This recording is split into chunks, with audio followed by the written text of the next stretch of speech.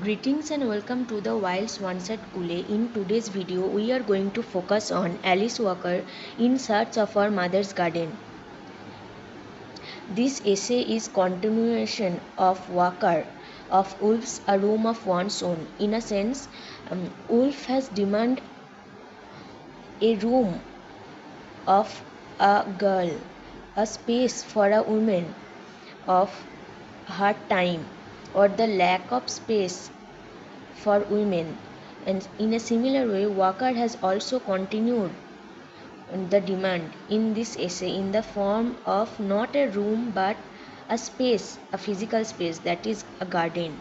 A room as creative sense, a garden in a creative sense. Let's begin. The essay was published in 1972 and the main themes is difficulties or hardships that black women had to endure. Walker's point of view was that black women were not able to show their creativity because they do not have any jobs, opportunities or careers in which they can express their creativity or intelligence.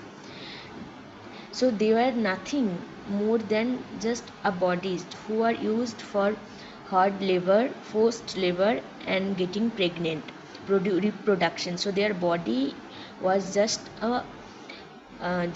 reduced to labor and pregnancy, devoid of human emotions, feelings, creativity. They were not even considered as human. And so there is double marginalization. Number one, they are women, and number two, they are black. So there is gender dynamics and also racial dynamics. Now, who are these women that Walker is talking about? Walker is talking about black African American women. So what is the problem? The problem is that their artistic skills or talents are lost because of slavery, forced way of life. And they were mothers and grandmothers of Alice Walker, and so in a way every women were nothing but a mother or grandmother of some children. So they do not have any identity, but Walker in a way reverses that and calls that our mothers and grandmothers, their identity.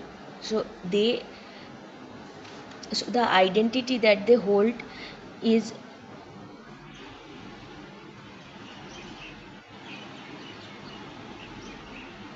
now their mothers and grandmothers. So their identity was nothing but of mothers and grandmothers. Now the evidence of their sufferings. So Jean Toomer's experience. So Walker talks about 3%. Number one is Jean Toomer, number two Phyllis Whitley, and number three she herself. In the sense her mother's experience. So Jean Toomer, who is actually a poet in the early 1920s and who observed while walking in the South, and we are quoting from the text, follow the first page, where Toomer says that he discovered a curious thing: black women whose spirituality was so intense, so deep, so unconscious, that they were themselves unaware of the richness they held. They stumbled blindly through their lives, creatures so abused and mutilated in body, so dimmed and confused by pain that they considered themselves unworthy even of hope. In the selfless abstractions, their bodies become sexual objects, so they became saints. So here comes the twist. Why Toomer is calling them saints?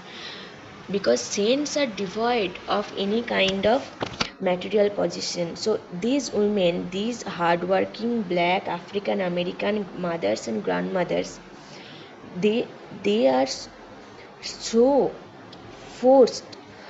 They are so forced in their life.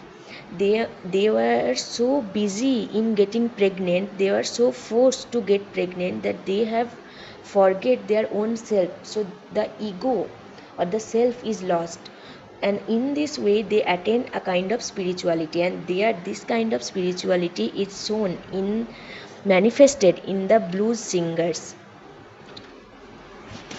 So Jean Toomer's experience in the South in the early 20s, then Walker gives the example of Phyllis Whitley. Phyllis Whitley is a black slave girl with a precarious health. She was a poet and a writer, but unfortunately she was not able to do much because she was a slave. She did not have anything, even she did not have right over her own body. She has tried to write poetry, but she lost her health and eventually her life. And it is better that you read Phyllis Whitley's biography from Wikipedia.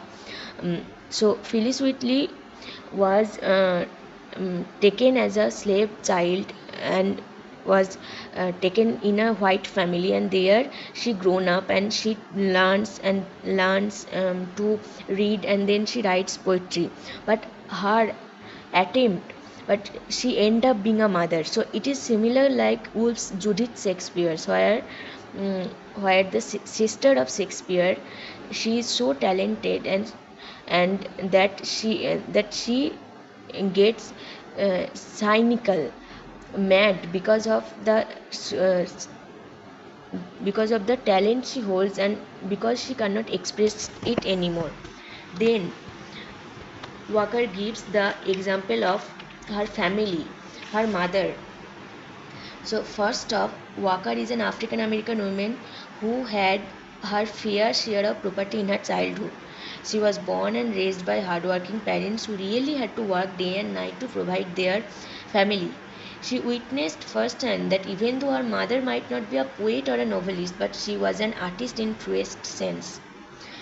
So, these data or the proof that Walker is collecting is not imaginary or fictional writing or creative writing, but Walker's personal experience of real African American people. These are shared experience. The arguments that Walker gathered from African American history is a collective knowledge passed down from one generation to another. Now, Walker has used this garden as a space or medium to express creativity. Now, let's go back to the text and read page 408, where in the second para of the page, Walker quotes, "My mother adorned with flowers whatever shabby house we were forced to live in.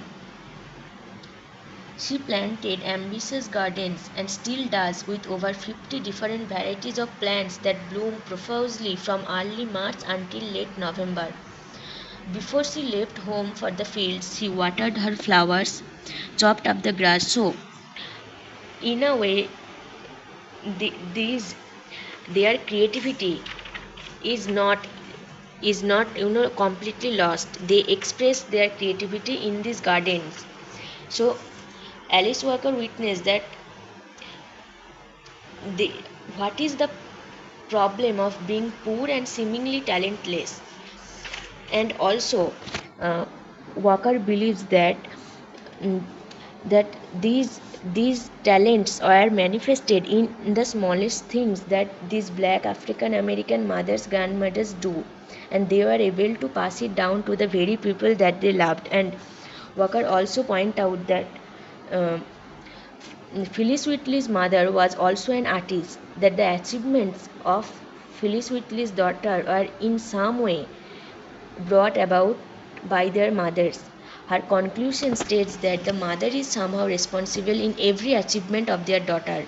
Any artistic output by a person is actually a product of his or her mother. Indeed, their children are their best creations, their very own wonderful gardens. Compare between the space that Wolf demands and Walker demands.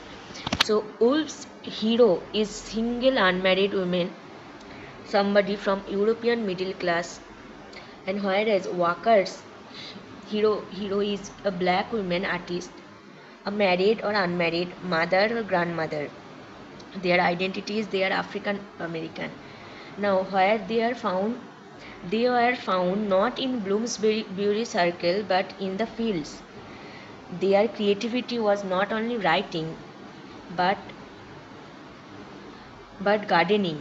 So Walker is suggesting that creativity cannot be only confined to writing. One can search it in songs, narratives, or even in the form of powerful imagination. So these women were found in the fields where they will work hard from day to night.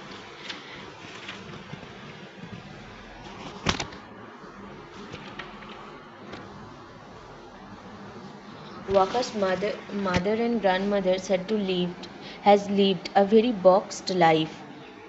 They were result of hard labor and forced servitude. There is no way to channel their emotions and thoughts. She points out that we would never know if anyone in that time would have bloomed to be a poet, singers, actress, because they never really had the chance to know what they could do. Walker confidently says that there was a lot of Phyllis Whitley, perhaps including her mother and grandmother, but the problem is they do not have the chance to express themselves. So there are thousands and thousands of women who were removed from the history, who can be a next Alice Walker if they were given the chance, who can be a next Virginia Woolf, who if they were given the chance. So we cannot say that Woolf's essay is a political exclusion but an unintentional exclusion of the black artist, which Walker has pointed out in this essay. So in this way, Walker's essay becomes evident for the sufferings of these black African American women, mother and grandmothers.